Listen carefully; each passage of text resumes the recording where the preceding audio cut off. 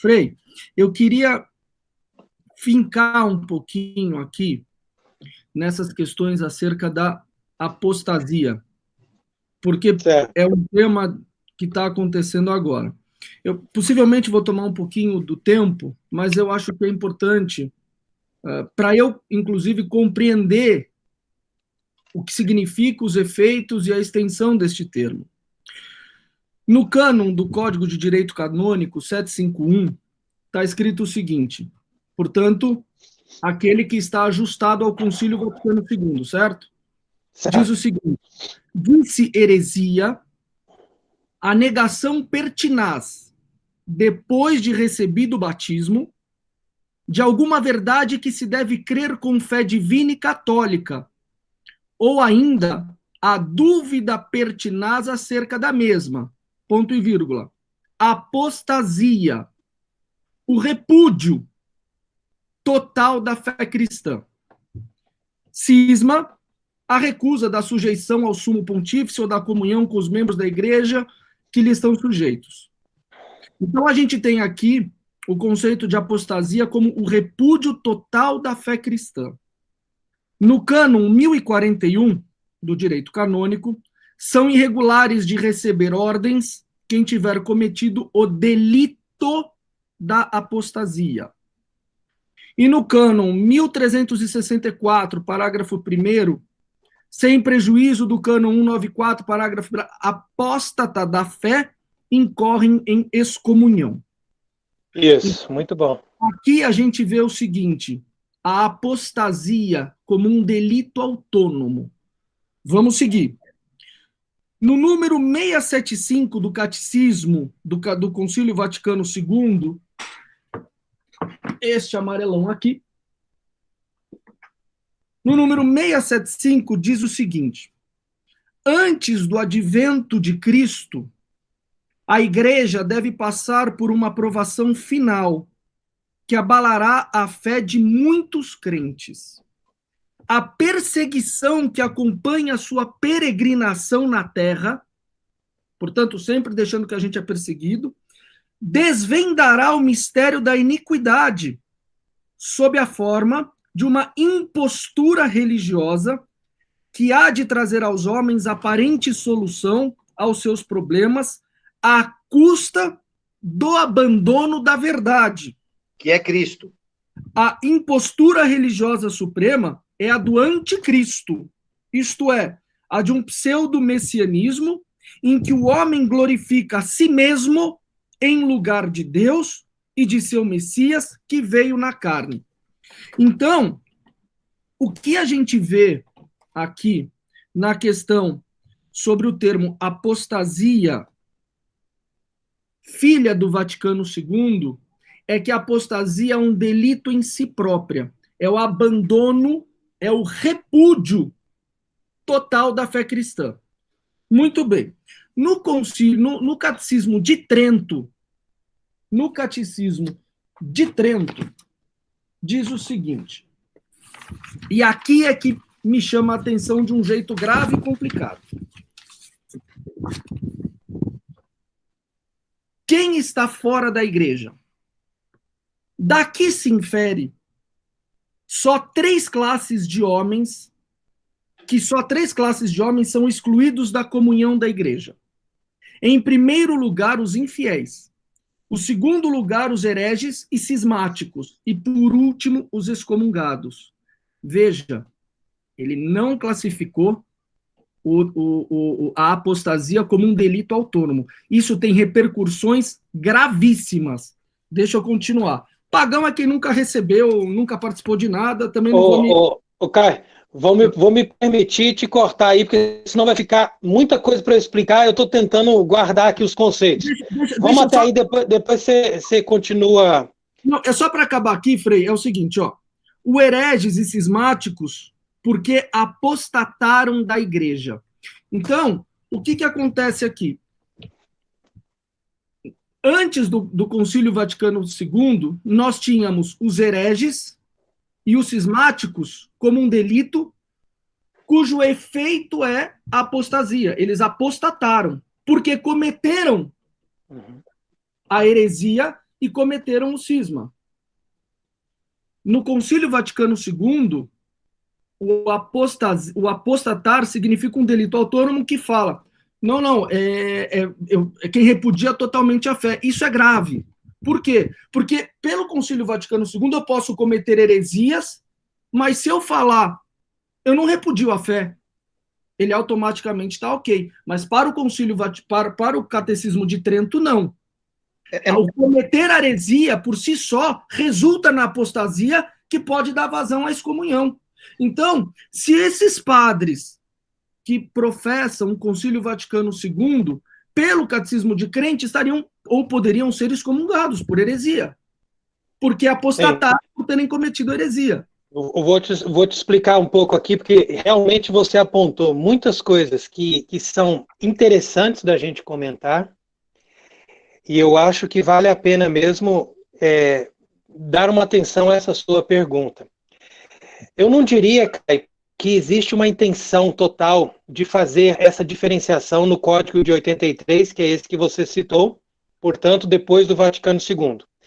Nós podemos usar o termo apostatar, tanto antes do Vaticano II ou depois, também na linguagem normal da Igreja moderna, nós podemos usar esse termo como alguém que abandona completamente a fé, como você disse aí, e podemos ainda usar, nos mesmos termos do Catecismo de Trento, dizendo que ele é um herege, um cismático, ou seja, ele apostatou da fé de uma forma maior ou menor, mas de qualquer maneira ele deixou de ser católico. Né? Porque cometeu heresia e foi cismático. Exatamente. Mas você também, como jurista, né, fez uma boa análise desses textos, que são textos do direito da igreja, e inclusive o catecismo faz parte da lei da igreja. Porque ele é um ensino, mas ao mesmo tempo ele se torna, de certa forma, vinculativo. Né? Porque aquilo ali, olha, é uma coisa oficial. Então essa passagem do catecismo é realmente interessante, porque ela faz parte do contexto de um catecismo feito pela igreja pós-conciliar, mas que reproduz de uma forma exata aquilo que nós estamos vivendo agora. E que vai nos ligar também com aquilo que dizia o segredo de La Salette, que diz que Roma perderá a fé e se tornará a sede do anticristo. Por heresia, então, não pela apostasia em si, né? Por heresia, não pela apostasia em si. Não, pela apostasia. É o efeito da heresia. Exatamente. Então, o que causa... Isso tem uma repercussão, uma extensão tremenda. Por quê? Porque o herético em si só, ele já é apóstata. Sim. Mas, se eu tenho a apostasia como um delito único, sendo a apostasia a repulsa da fé, eu posso continuar cometendo heresia, envenenando todas as nossas doutrinas dos apóstolos, mas sem ser apóstata. Então, mais ou menos assim, cara. Vou te explicar de uma forma mais concisa. Uhum. Em todas essas citações, o termo apostasia se refere, como você disse muito bem, a um delito pessoal ou a um delito de uma determinada coletividade. Olha, aquele grupo, aquele pessoal apostatou. Por exemplo, eu tenho um texto muito bonito do Papa Gregório VII, onde ele diz que os gregos estão apostatando da fé. Então quer dizer que uma certa coletividade ou uma pessoa pode apostatar da fé. Mas quando São Paulo diz na carta aos Tessalonicenses, primeiro deve vir a apostasia. Ou seja, a apostasia no singular. Então, ele está se referindo a uma apostasia global. Esta apostasia global, ela se identifica com a revolução. Ou seja, o fenômeno da revolução, ele é concomitante ao fenômeno da apostasia. Então, na medida que avança a revolução, avança a apostasia. Então, primeiro você teve... Exatamente. Então, primeiro você teve a apostasia dos reinos cristãos, que deixaram a fé, que se tornaram protestantes, que se tornaram, que aderiram à república e aderiram à revolução, e a partir daí você vai avançando com a revolução. Um dia essa revolução entra de uma tal maneira dentro da igreja e promove a assinatura de um documento que foi um dos últimos documentos e o mais difícil de ser aprovado. Aí também caberia uma discussão enorme, porque o contexto histórico da aprovação desse documento foi muito sofrido. Por quê? Porque ele nunca obtinha maioria. Os padres não queriam, os bispos que estavam no concílio não assinavam de forma alguma esse documento. Porque esse documento rompe com a tradição da igreja. É a Declaração sobre a Liberdade Religiosa, que se chama Dignitatis Humanae. Foi aprovada em 1965. Então, o que aconteceu nesse momento? O Papa Paulo VI, ele mesmo, fez ali uma cena teatral, falou algumas coisas para todos, e pegou, ó, quer ver, eu vou assinar, hein? E assinou antes, ele assinava por último. E ele assinou antes que a coisa fosse votada, imagina? E aí saiu a votação de novo e o documento passou. Então quer dizer que o documento que saiu de novo na votação era o mesmo texto que ninguém tinha aprovado. E só pelo peso do Papa ter assinado, eles foram lá e falaram, o Papa assinou, então vamos assinar. E aí o documento passou. Então, eu costumo dizer, por aquilo que eu hoje entendo do fenômeno, que esse ato da aprovação desse documento e da assinatura da Dignitatis Humanae, que foi no fim do Vaticano II, foi o ato que caracterizou a apostasia. Por quê? Porque esse documento diz o seguinte, que as pessoas, que faz parte da própria dignidade humana, dizer que as pessoas têm a liberdade de escolher a sua religião.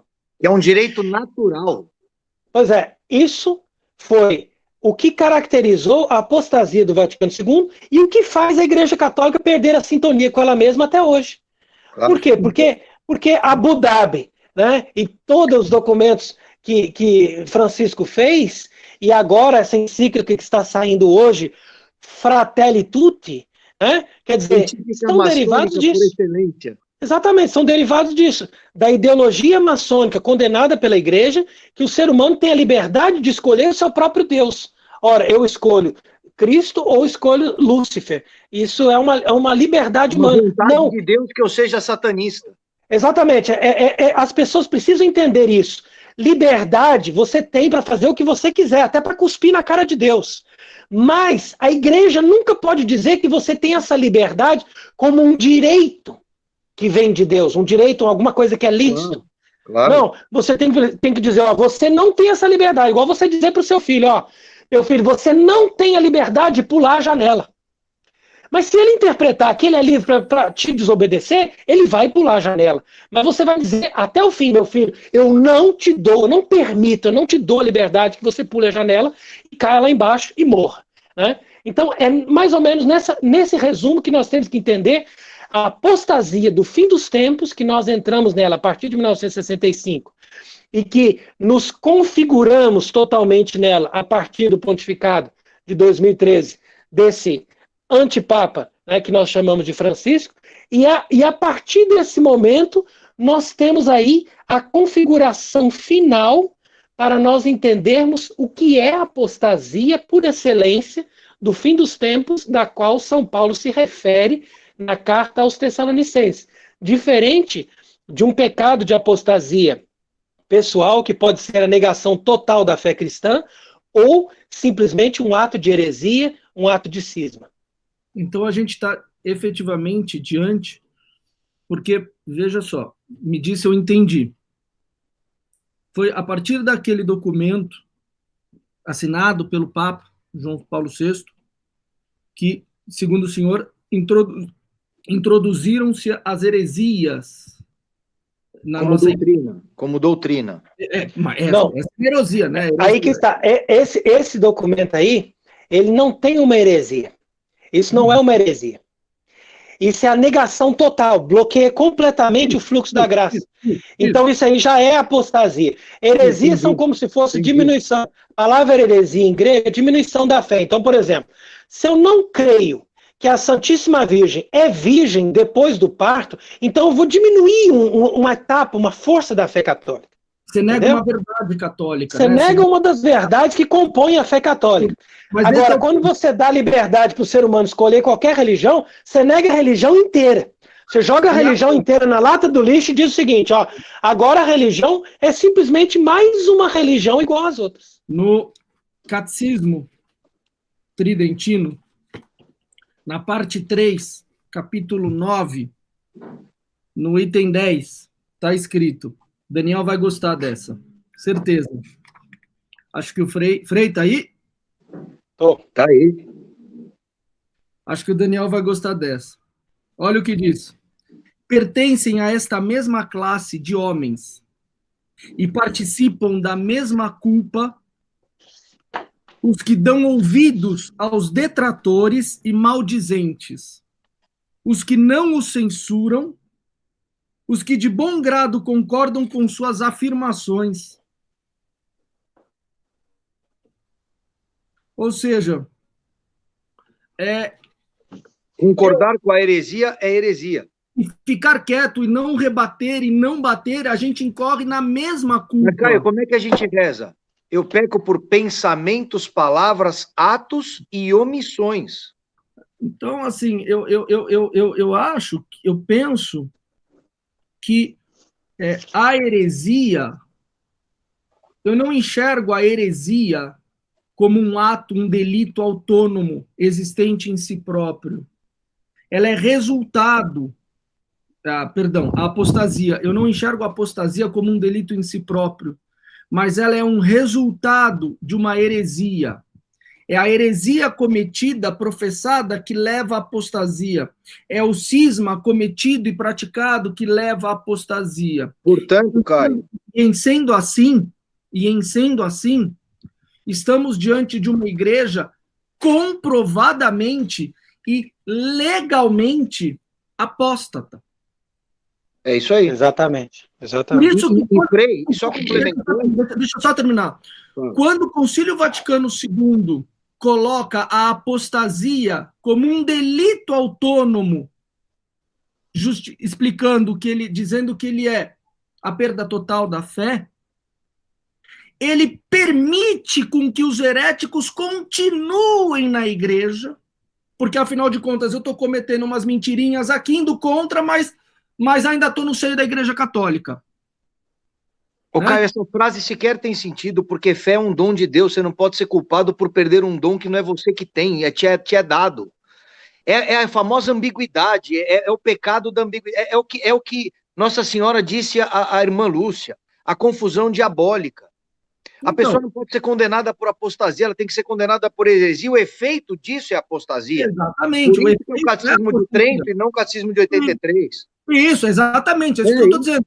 A apostasia, a heresia é que leva à apostasia, o cisma é o que leva, então... Mas o que o Frei está dizendo assim, é que o efeito do modernismo em larga escala, infiltrado nas estruturas do Vaticano, professado em todas as missas Novus Ordo, com essa baderna carnavalesca, a violação, o Papa Paulo VI, ele adulterou 7 sacramentos, não foi 1 ou 2, foram 7 sacramentos. É heresia, que é a negação do que se tem.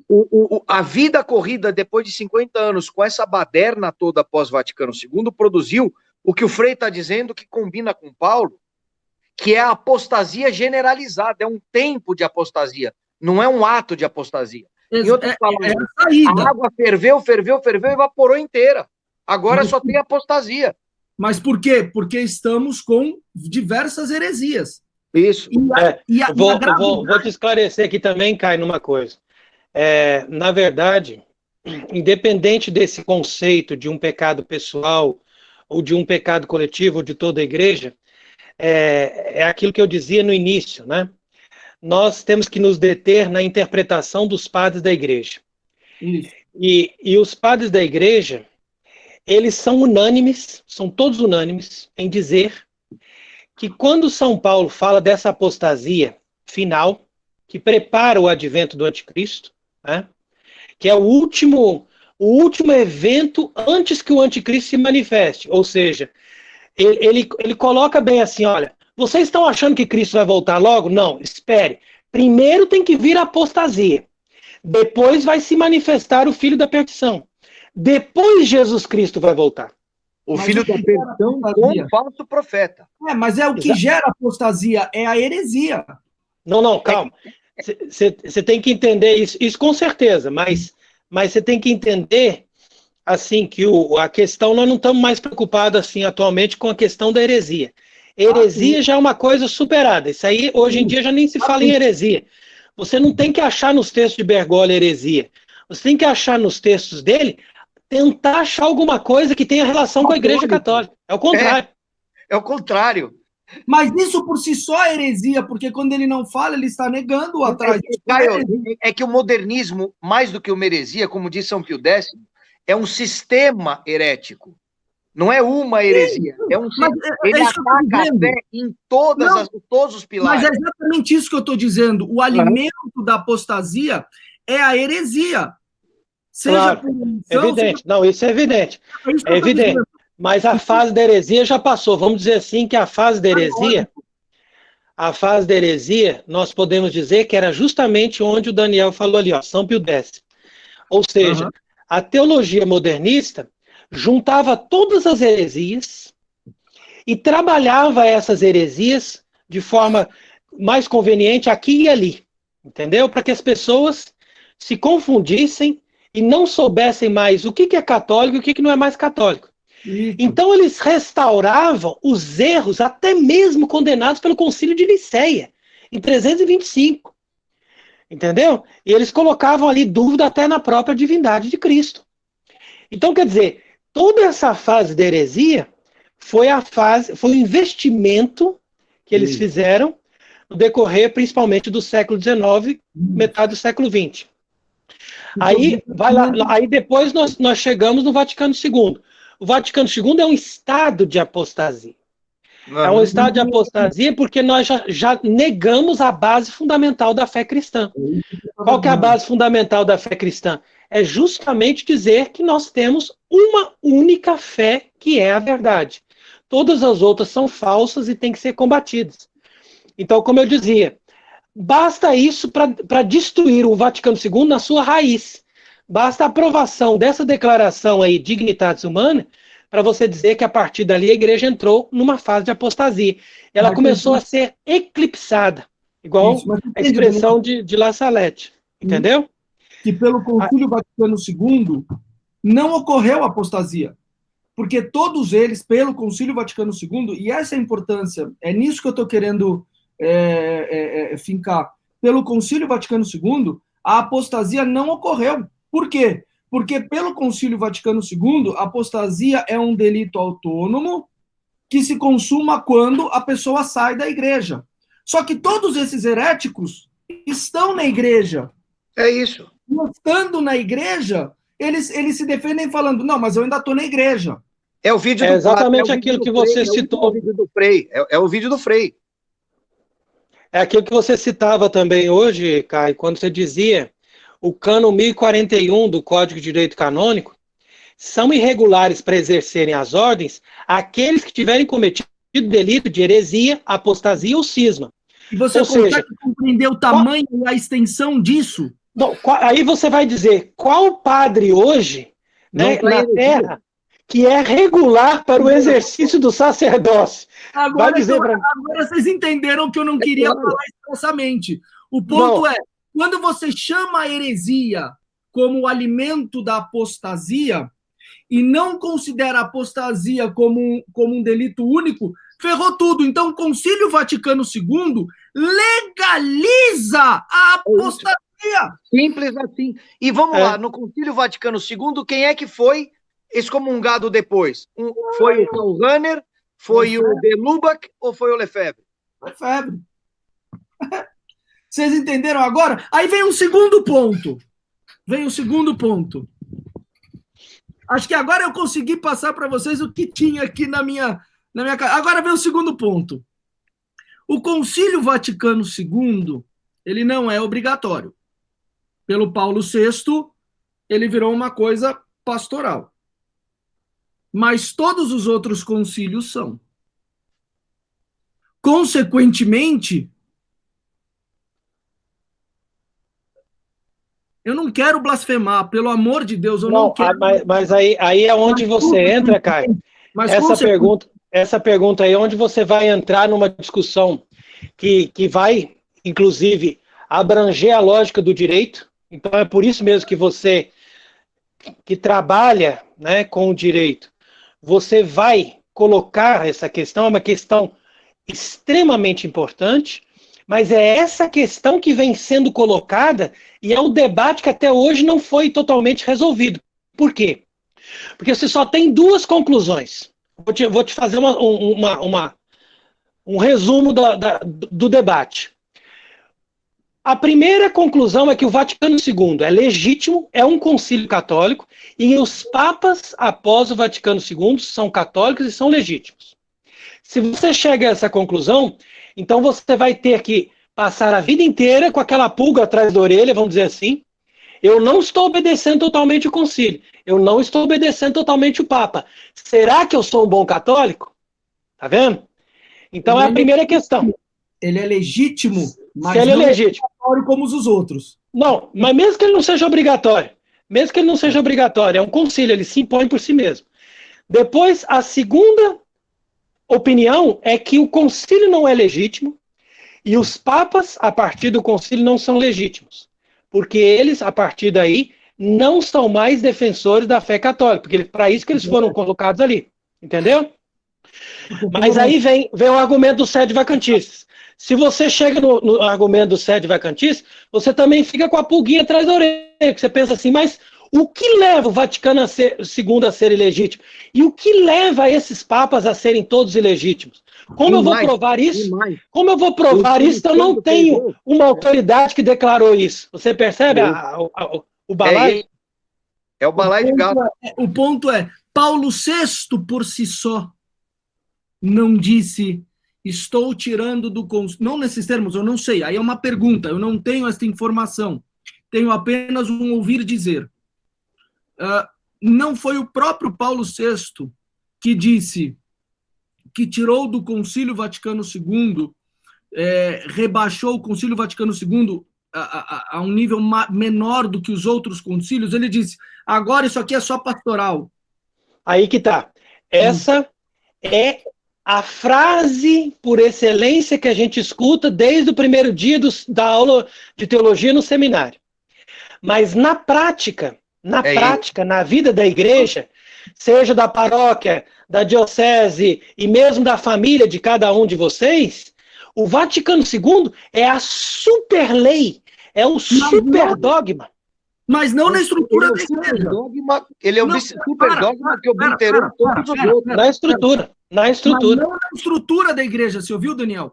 Na estrutura da igreja, o Concílio Vaticano II não está no nível dos outros concílios. Portanto, ele automaticamente deixa de ser obrigatório para passar a ser possivelmente. Não, mas aí que está.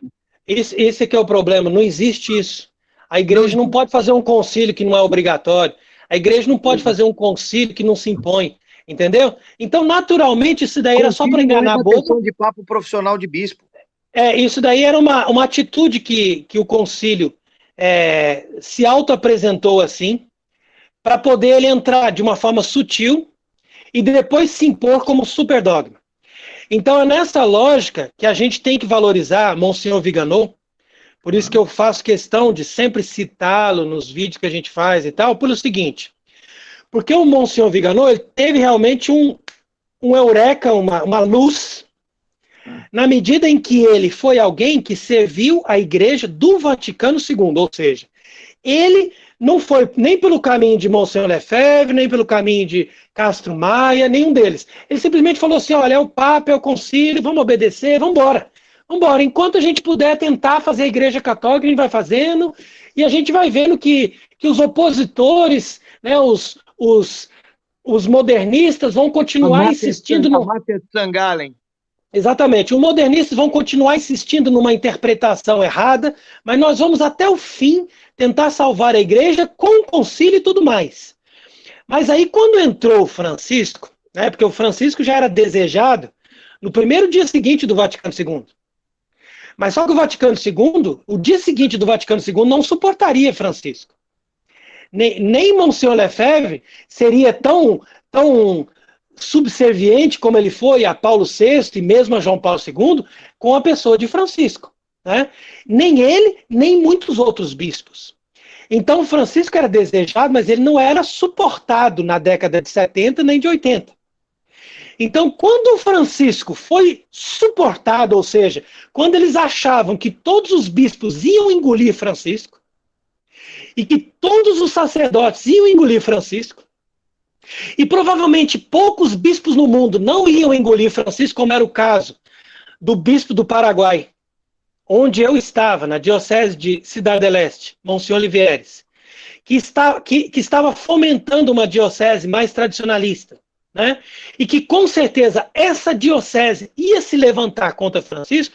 Então, antes que esses bispos começassem a falar e se manifestar, eles eram sumariamente depostos.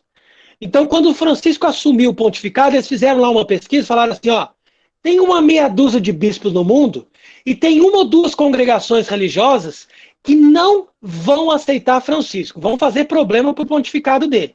Então, o que nós temos que fazer? Vamos sumariamente extinguir. Então, foi o que eles fizeram com os franciscanos imaculados, foi o que eles fizeram com o Monsenhor Olivieres, na nossa diocese de Cidade del Este, e foi o que eles fizeram com muitos outros bispos, não foram poucos não, que foram sumariamente colocados para fora. Aí o Francisco abriu as asinhas e falou, agora é a hora de trabalhar. Vamos no Amoris Laetitia, vamos no Laudato Si e vamos agora no Fratelli Tutti, né? Agora, todos são irmãos, menos aqueles que querem ser católicos. Então foi nessa hora que veio o Monsenhor Viganò, que era uma carta que ninguém contava, né? Ou seja, um homem que tinha um poder na igreja, porque ele era um núncio apostólico, um arcebispo, alguém que estava no topo da hierarquia do Vaticano, e ele, então, resolveu colocar a boca no trombone e, a partir de argumentos muito poderosos, que são os argumentos dos escândalos. Ninguém pode com os escândalos, ninguém suporta ouvir mais falar de bispo pedófilo. Isso é uma coisa insuportável. Você ter um padre pedófilo já é uma coisa insuportável. Agora, dizer que um bispo, um cardeal é pedófilo, é uma coisa completamente impensável na história da igreja. Isso aqui, ó. Pois é, exatamente isso. Então é nisso que a gente tem que entender que nós estamos realmente num momento interessante de debate, porque nós temos aí a voz de Monsenhor Viganò, que entendeu que o problema é o concílio, não é só Francisco. Mas ainda tem gente que continua argumentando na lógica que o problema é só Francisco e o concílio é bom, como é o caso de muitos padres conservadores, principalmente no Brasil, e ainda tem gente argumentando que mesmo Francisco é muito bom. Ele é o Papa. Ele só está querendo modernizar a igreja porque a igreja tem que aderir aos tempos que vão mudando. Adornamento. Exatamente. Teve uma pessoa que fez claramente um comentário num dos nossos vídeos, exatamente, dizendo nesse comentário o seguinte: vocês estão errados, vocês são cismáticos sim, Francisco é o Papa, vocês têm que obedecer, Vaticano II é um concílio válido, então parem de falar porque vocês estão indo contra o Papa e contra a Igreja Católica. Então imagina o nível de cegueira dessas pessoas. De falta de catecismo, né? Falta de catecismo. Exatamente. Porque cismático é você se colocar e criar uma estrutura paralela ao Papa, e não é isso que a gente está fazendo, não é isso que o Viganò faz. Ele permanece debaixo do Papa, mas ele tem o direito, mais do que direito, pelo catecismo tridentino, o dever de lutar contra as heresias. De denunciar. Na verdade, ele não está debaixo do Papa. Viganò é Santo Atanásio de hoje. Exatamente. Aqui é importante dizer, ele não está debaixo do Papa. Ele está mostrando que esse Papa não é legítimo. Isso. Porque eu posso dizer, eu posso questionar a legitimidade de Bento XVI e de todos os papas depois do concílio. Mas eu não posso provar. Agora, enquanto a Francisco, nós podemos provar a ilegitimidade dele. E como eu provo a ilegitimidade de Francisco? No simples ato dele se comprometer com aquilo que não é católico. A heresia, é isso que eu tô. É isso, Exatamente. Ou seja, no simples ato, em outras palavras, no simples ato dele não disfarçar a apostasia. Ou seja, enquanto o Vaticano II e os papas pós-conciliares disfarçavam a apostasia, eles tinham um escudo, ó. Não, eu não sou apóstata, não, estou disfarçando aqui, ó. Mas aqui o Francisco faz tudo claramente, então eu já não posso mais dizer que ele é um papa legítimo. Porque o Concílio Vaticano II legitimou a apostasia. Isso. E a permanência, legitimou a apostasia, deixando a heresia como alguma coisa que pode, eu posso cometer heresia, mas fico lá. Esse é o ponto. Quero fazer um comentário. O nível de heresia. Então, só Daniel, desculpa, esse para mim, Daniel, desculpa, é o ponto importante, até para que eu consiga identificar se está havendo apostasia, e na minha visão hoje está claríssimo, está havendo apostasia no sentido técnico do termo, não é no sentido do achismo de dois leigos como Daniel. Exatamente, no sentido jurídico do termo. Está havendo apostasia segundo o catecismo, o verdadeiro catecismo, e não segundo o cânon, né? Mas segundo o Concílio Vaticano para trás, está havendo apostasia tecnicamente falando. Claro. O Concílio Vaticano, e aí já não é achismo, não estamos no campo da opinião, nem do achismo, mas se nós voltarmos, olharmos para o que está acontecendo hoje em dia, e voltarmos para o Concílio Vaticano II para trás, tecnicamente vivemos a apostasia.